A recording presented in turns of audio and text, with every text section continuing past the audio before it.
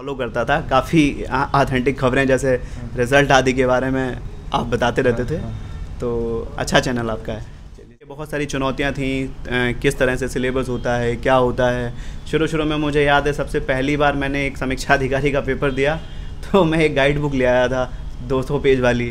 तो मुझे लगता था ये गाइड बुक से सब आ जाता है। तो मैं इतना, ये 2018 के शुरुआत आपको ये जानकारी जी वो मैंने एक बस पहला एग्ज़ाम दिया था, तो उसमें तो कुछ होना नहीं था।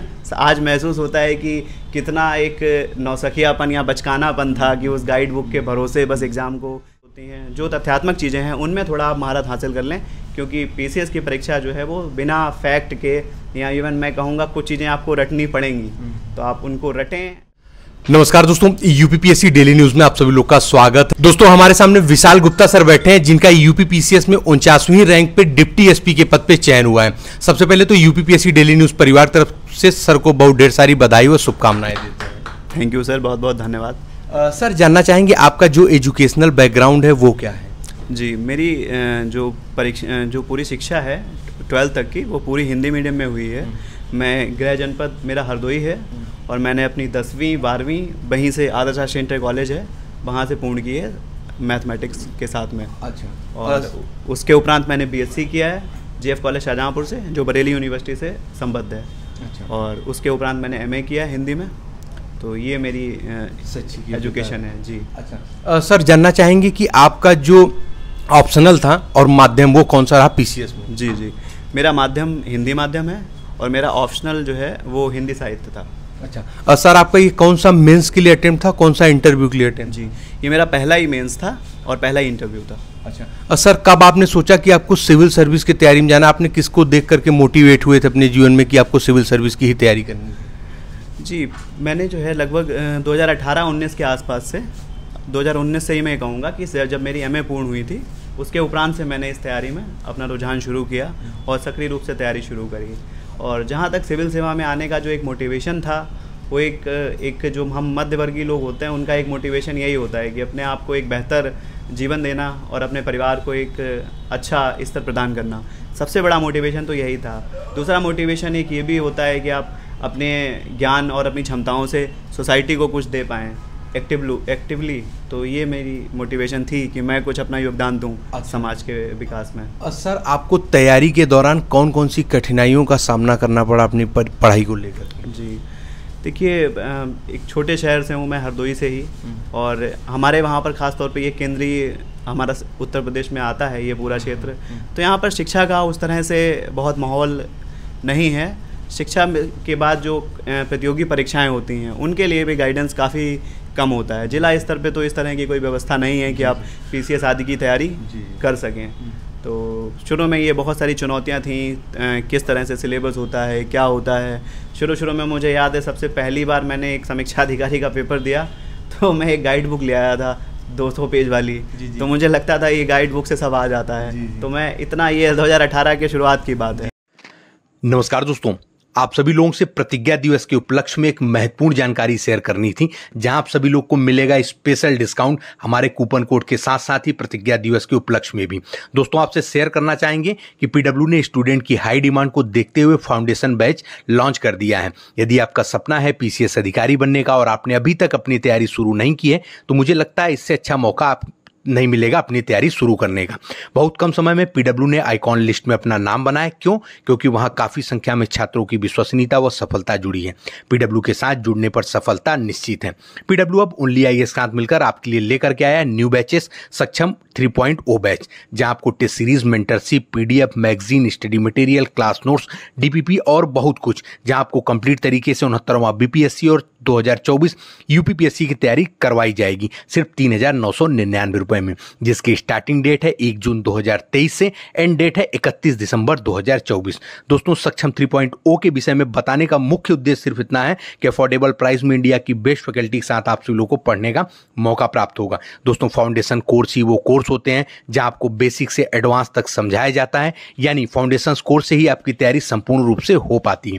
इन सभी कोर्सेज को आपको स्टार्टिंग से पढ़ाया जाएगा और एक बात, यहाँ डाउट्स और स्टूडेंट का खास ख्याल रखा जाता है। समय समय पर फैकल्टीज फीडबैक, स्टूडेंट फीडबैक आदि पर भी यहाँ बहुत अच्छे से काम किया जाता है। इस पॉइंट पर इनकी पूरी टीम बहुत ज़्यादा सपोर्टिव है। मैं आप सभी लोगों को पर्सनली रिकमेंडेड करूंगा कि आप इन कोर्सेज को जरूर चेक करें और PW ऐप में जाकर के फ्री डेमो लेक्चर भी देखें।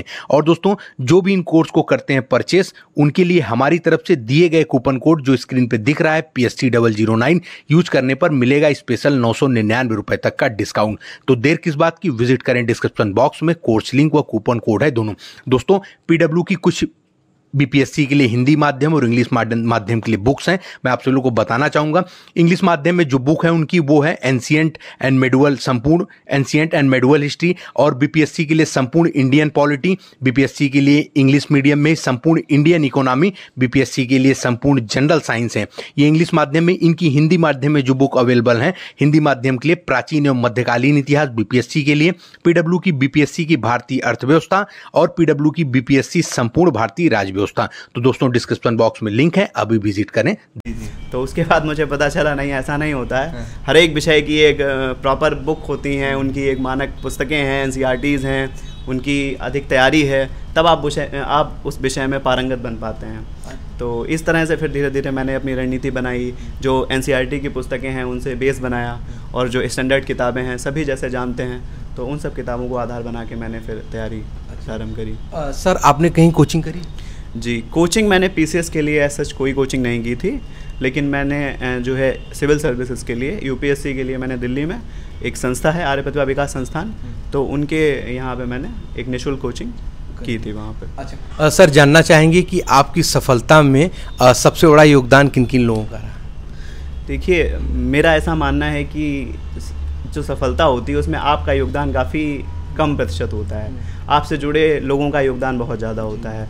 मैं भी मानता हूँ कि सफलता में सर्वप्रथम मैं ईश्वर को धन्यवाद करना चाहता हूँ, मेरे माता पिता जिनके त्याग और संघर्ष ने मुझे ये इस लायक आज बनाया है, मेरे भाई बहन, परिवार के सभी लोग और सभी मित्रगण जिनका एक अटूट भरोसा मुझ पे हमेशा था, और बहुत से लोग जो जाने अनजाने इस पड़ाव में आते रहते हैं और अपनी शुभकामनाएँ और सहयोग प्रदान करते रहते हैं, उन सभी का बहुत बहुत धन्यवाद। Thank you. सर, जानना चाहेंगे कि जब 2018 में आप आए तो आप एक किताब लिए और आपको लगा कि सारी जो है तैयारियां इन्हीं किताब से हमारी हो जाएंगी और परीक्षा हमारा निकल जाएगा, तो ये जो मिथ था ये आपका कब दूर हुआ कि ये सब गलत चीज़ें हैं, ऐसा नहीं होता, सिर्फ एक हिसाब से सिलेक्शन नहीं होने वाला था? जी। और कैसे आपको ये जानकारी? जी, वो मैंने एक बस पहला एग्ज़ाम दिया था, तो उसमें तो कुछ होना नहीं था। आज महसूस होता है कि कितना एक नौसखियापन या बचकानापन था कि उस गाइड बुक के भरोसे बस एग्ज़ाम को देना। लेकिन उसके बाद धीरे धीरे जब 2019 में मेरी MA पूरी हुई और उसी के दौरान मैंने जब तैयारी प्रारंभ की, तो हर विषय की अलग किताबें, जैसे सभी टॉपर्स बताते हैं, राज्य व्यवस्था पॉलिटी के संदर्भ में हो, हिस्ट्री हो, ज्योग्राफी हो, NCERTs हो, तो हर विषय की विस्तार में किताबें पढ़ना और उनसे जो है करंट की चीज़ों को लिंक करना, इन सब चीज़ों के साथ साथ जो प्रीवियस ईयर के क्वेश्चंस हैं उनके ट्रेंड को समझना, मुख्य परीक्षा का सिलेबस होता है उसको एक एक चीज़ को देखना, तो ये सब फिर 19-20 के दौरान। अच्छा, एक साल का समय लग गया पूरा ये समझने? बिल्कुल, ये सब 18 के बाद से 19 और 20 मैं कहूँगा मेरी मूलतः जो तैयारी थी पर 19 और 20 की थी। 19-20 के दौरान मैंने पूरी तरह से इसमें लगभग थोड़ी महारत लगभग हासिल कर ली थी इन सब चीज़ों में, कि मैं हर चीज़ से बहुत प्रॉपर जो है वो फैमिलियर हो जाऊँ। जी। सर, जानना चाहेंगे कि आपने जो तैयारी शुरू करी, अपनी कोचिंग करी स्टार्टिंग में, फिर उसके बाद आपने सोशल मीडिया में जैसे YouTube जैसे किसी और संस्था के माध्यम से भी क्या आपने तैयारी की? जी। देखिए, मैंने 2020 के अक्टूबर-नवंबर तक मैं दिल्ली से वापस आ गया था, और फिर मेरी सारी पढ़ाई लगभग 2 साल की मैंने अपने जो है गृह जनपद हरदोई में रह के वहीं पर पूरी मैंने तैयारी करी। इस दौरान मेरा मेन उद्देश्य यही था कि मैं प्रीवियस ईयर की चीज़ों को एनालाइज करते हुए, सारी सेल्फ स्टडी करते हुए, इवन जैसे मेंस का जो कुछ भी था तो मैंने कुछ भी फिर दोबारा ज्वाइन नहीं किया था, और वहाँ पर भी कोचिंग एक आधारभूत चीज़ मिल गई थी। लेकिन उसके बाद मैंने सारी तैयारी जो कुछ भी थी सब कुछ 2 वर्ष घर पे ही रह के किया। 2021 की परीक्षाओं में मेरा विश्वास अच्छा था, लेकिन मुझे उस तरह से सफलता नहीं मिल पाई। है। हाँ। CS 2024 के लिए रणनीति लेकर के भी हम चलेंगे, क्योंकि काफ़ी छात्र ऐसे हैं जिनका भी ग्रेजुएशन इस साल ख़त्म हो रहा है, तो वो सिविल सर्विस की तैयारी में आना चाहेंगे। कैसे जैसे कि आपके साथ हुआ 2018 में, सिर्फ एक गाइड के माध्यम से आप सोचे थे हो जाएगा, ऐसे नए छात्र भी जो आ रहे हैं उनको भी ये चीज़ें लगेंगी, लेकिन आप जब 2024 की रणनीति आप जैसे टॉपर्स बताएंगे तो उस हिसाब से उनको काफ़ी हेल्प मिलेगी। तो सर 2024 के लिए अभी से उनको किस प्रकार से तैयारी करनी चाहिए और आपकी क्या रणनीति रही थी अपने 2022 की परीक्षा को लेकर? जी जी बिल्कुल, मैं इस संदर्भ में अवगत कराऊं तो मेरा 2021 का प्रयास बहुत महत्वपूर्ण है, क्योंकि मैं ये बताना चाहता हूं 2022 के प्रयास में मैंने कुछ अधिक नया नहीं किया था। जो कुछ भी मेहनत थी मुझे लगता है 2021 के ही प्रयास की थी। तो उस प्रयास के लिए मैं बताना चाहूँगा कि जब मैं 20 में लौटा तो मेरा आधारभूत तो लगभग पूर्ण था। मैंने प्रीवियस ईयर जैसे घटना चक्र की जो पूर्वावलोकन है उसको मैंने ठीक से करना शुरू किया। मैंने कहा कि जो चीज़ें रिपीट होती हैं, जो तथ्यात्मक चीज़ें हैं, उनमें थोड़ा आप महारत हासिल कर लें, क्योंकि PCS की परीक्षा जो है वो बिना फैक्ट के, या इवन मैं कहूँगा कुछ चीज़ें आपको रटनी पड़ेंगी, तो आप उनको रटें। रटने का मतलब ये है कि बार बार आप उनको पढ़ेंगे तो वो आपको दिमाग में बैठेंगी, स्मरण आपको रहेगा। तो इस तरह से आप उसमें थोड़ी महारत अच्छी हासिल कर लेंगे। अच्छा। तो इस आधार पे तो पूरी अगर रणनीति की जहाँ तक आपने बात करी है, जो लोग 2024 के लिए लक्ष्य करना चाहते हैं, मैं उनसे कहूँगा कि आप जो है इस इंतज़ार में मत रहिए कि जब फरवरी मार्च में नोटिफिकेशन आएगा और आप 3-4 महीने लग के प्री करेंगे, प्री का रिज़ल्ट आएगा और आप मेंस करेंगे। तो मुझे लगता है आप इस साइकिल में, ये दुष्चक्र होता है ना, आप इसमें फंसते जाएंगे। मैं यही कहूँगा कि 2024 वाले जो भी लोग सुन रहे हैं, जो भी लोग 2024 में अटैम्प्ट देंगे, या जो लोग पहले दे चुके हैं वो 2024 के लिए देंगे, तो आपके लिए बहुत अच्छा मौका है। आप एक इंटीग्रेटेड पूरा अप्रोच लेके चलिए, और कहते नहीं कि पूरा एकदम पूरी एनर्जी से पहला प्रयास अपना देंगे ना, तो निश्चित रूप से मुझे तो पूरा विश्वास है कि पहले प्रयास में ही आप उसमें कामयाब हो सकते हैं। ज़रूरी ये है कि आप ये बस शुरू हो गया है समय, अब मई के बाद ये आप लग जाइए बस तुरंत से, और पहले बेसिक किताबें जो NCERTs वगैरह हैं उनको एक बार पढ़ के आप कॉन्सेप्ट बिल्डिंग करिए। 4-6 महीने पूरा अपना ये पोर्शन कवर करिए। PCS में अब ऑप्शनल का नहीं रहा है मैटर। पहले भी हम सब लोग उत्तर प्रदेश स्पेशल के बारे में पढ़ते ही थे, अब आप उत्तर प्रदेश स्पेशल को थोड़ा और विशेष तौर पर पढ़ेंगे तो आपका पेपर भी कवर होगा। तो 5-6 महीने आप लग के अच्छे से NCERT की पुस्तकें पढ़ के अपना बेस बनाइए, और मेंस की जो चीज़ें हैं 2-3 महीना उसको आप दीजिए। तो मेंस के जो छोटे छोटे टॉपिक हैं, जैसे इंडियन सोसाइटी वाला पार्ट है, इंटरनेशनल रिलेशंस वगैरह है, एथिक्स का पेपर है, इस तरह की चीज़ें जो मेंस में आती हैं उनको आप 2 से 3 महीने में आराम से, मुझे ऐसा लगता है, आप कंप्लीट कर सकते हैं। तो उसके बाद आप प्री पे आ जाएं अराउंड वही फरवरी के आसपास से, तो फिर आप 3-4 महीने में अपना प्री के प्रीवियस ईयर्स खूब लगाएं जम के। करंट अफेयर्स जो यूपी में स्पेशल तथ्यात्मक आता है उस पे लगें। फिलहाल मेरा ऐसा कुछ प्रयास है, मैं अभी मई के बाद संभवतः कुछ ऐसी योजना में हूँ कि मैं 2024 के लोगों को कुछ गाइड कर पाऊँ। तो मैं 1 वर्ष की कुछ रणनीति साझा करना चाहूँगा आगे अपने चैनल वगैरह आदि के माध्यम से। सर बिल्कुल, आप जब करिएगा तो आपके चैनल को हम प्रमोट कर देंगे। सर जानना चाहेंगे कि प्रारंभिक परीक्षा के लिए जो स्टैंडर्ड्स बुक हैं, इनके अलावा बच्चे और कौन सी बुक पढ़ सकते हैं जो आपने पढ़ी होंगी? देखिए, प्रारंभिक परीक्षा में आपको कॉन्सेप्ट बनाने के लिए तो आपको मानक पुस्तकें पढ़नी ही हैं, लेकिन केवल कॉन्सेप्ट बनाने से आपके तथ्य क्लियर नहीं होते हैं। मैं इसमें थोड़ा सा सजेस्ट वही करूँगा कि आप पूर्वावलोकन से तथ्य अपने अच्छे कर सकते हैं। जैसे भूगोल वगैरह है, इसमें बहुत चीज़ें फैक्चुअल आती हैं, तो आप उसके लिए मैपिंग का थोड़ा सहारा ले सकते हैं। और तथ्यात्मक चीज़ों में जैसे थोड़ा अगर ज़रूरत आपको पड़े तो आप लूसेंट जैसी चीज़ें भी बहुत यूजफुल हो जाती हैं। जैसे प्राचीन मध्यकाल का इतिहास है, 50-60 पेज में वो शॉर्ट में क्रिस्प पूरा बना देते हैं, आप लास्ट में अच्छा रिवाइज कर सकते हैं। जो भूगोल में जो आपका आर्थिक भूगोल और मानव भूगोल वाला पोर्शन होता है, रिसोर्सेज वगैरह आते हैं, तो वो बहुत हेल्पफुल, उसमें लूसेंट अच्छा रोल प्ले करती है। टेस्ट सीरीज़ के लिए प्रारंभिक परीक्षा में आपने कैसे किया? मैंने PCS के लिए कभी कोई, प्री के लिए कोई टेस्ट सीरीज नहीं दी, मेंस के लिए भी मैंने कभी कोई टेस्ट किसी संस्था में कोई टेस्ट नहीं दिया। और प्री के लिए तो मेरा पर्सनल सुझाव है भी कि टेस्ट की आवश्यकता नहीं है। आप प्रीवियस ईयर के पेपर्स उठा लीजिए, आप उनको अपना 2 घंटे का टाइम बनाइए और एक रणनीति के तहत उनको सॉल्व करिए। देखिए कि किन क्षेत्रों में आप वीक हैं। जैसे कुछ लोग ऐसे होते हैं जो साइंस में वीक होते हैं, उन ज्योग्राफी अच्छी नहीं होती, तो उन पोर्शंस पे बार बार काम करते रहिए। और जो करंट अफेयर्स है, उत्तर प्रदेश स्पेशल की चीज़ें हैं, उनको मतलब बिल्कुल भी इग्नोर मत करिए।